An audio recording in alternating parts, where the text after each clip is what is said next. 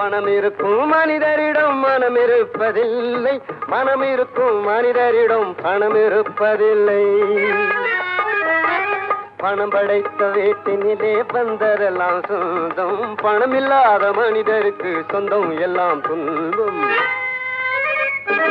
புத்தியுள்ள மனிதனெல்லாம் வெற்றி காண்பதில்லை, வெற்றி பெற்ற மனிதனெல்லாம் புத்திசாலி இல்லை, புத்திசாலி இல்லை.